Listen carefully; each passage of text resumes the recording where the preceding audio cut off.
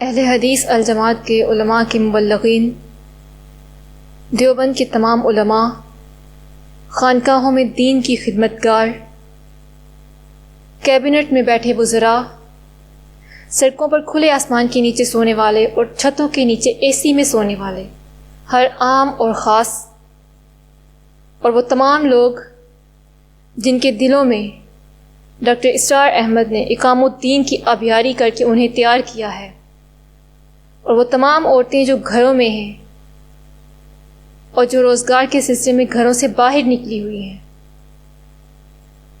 اور وہ تمام فرقے اہل سنت اور اہل تشیع، اور وہ تمام لوگ جو خود کو مسلمان سمجھتے ہیں،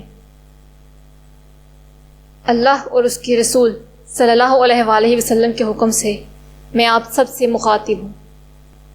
نبی صلی اللہ علیہ وآلہ وسلم صادق اور امین محروم امت کے لیے حکم چھوڑ کر گئے ہیں جو آخری زمانہ کے لوگوں پر اس کو بجا لانا واجب ہے۔ یہ حدیث ہم تک بصدق و امانت پہنچی ہے کہ یخرج رجل من وراء النہر یقال له الحارث الحرث على مقدمته رجل يقال له المنصور يوطئ او يمكن لآل محمد كما مكنت قریش لرسول اللہ صلی اللہ علیہ وسلم وجب على كل مؤمن نصره او قال اجابته۔ ماوراء النہر یعنی نہر سے دریا سے پار کا علاقہ، بیونڈ دا ریور راوی، لاہور کا ایریا جہاں علی حجویری رحمۃ اللہ علیہ کو لا الہ الا اللہ کا پیغام حق دے کر بھیجا گیا۔ اسی لاہور سے ڈاکٹر اسرار احمد اقام الدین کی آبیاری کرتے رہے، اقام الدین کی کھیتی باڑی کرتے رہے۔ ڈاکٹر اسرار سے اللہ نے ایک بچے کی روحانی تربیت کروائی جو آج اویس نصیر ہیں۔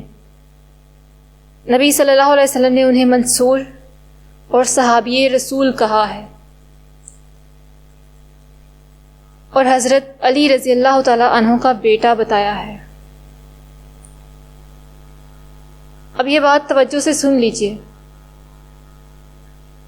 کہ صدر پاکستان کی کرسی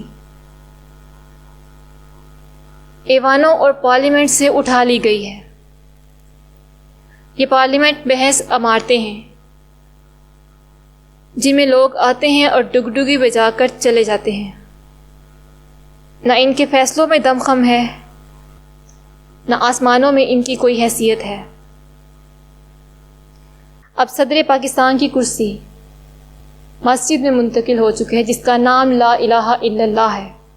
وہ کرسی کیا ہے؟ ایک فرشی نشست ہے جس پر اویس نصیر کو چنا گیا ہے۔ اب جو اویس نصیر کہیں گے وہ اللہ اور اس کے رسول صلی اللہ علیہ وآلہ وسلم کے حکم سے کہیں گے، اور جو حکم آ گیا اس کی منادی زمین و آسمان میں ہو جاتی ہے۔ لا الہ الا اللہ کا حکمران اب منصور ہے، اس کی مدد کرو گے، اس کی بات کو قبول کرو گے، امان دیے جاؤ گے، اور جو نبی صلی اللہ علیہ وسلم کے اس فرمان کے خلاف جائے گا توڑ دیا جائے گا، مٹا دیا جائے گا، کیونکہ اب نبی اکرم صلی اللہ علیہ وآلہ وسلم خود سچے اسلام کی قیادت فرما رہے ہیں اویس نصیر کے ذریعے سے۔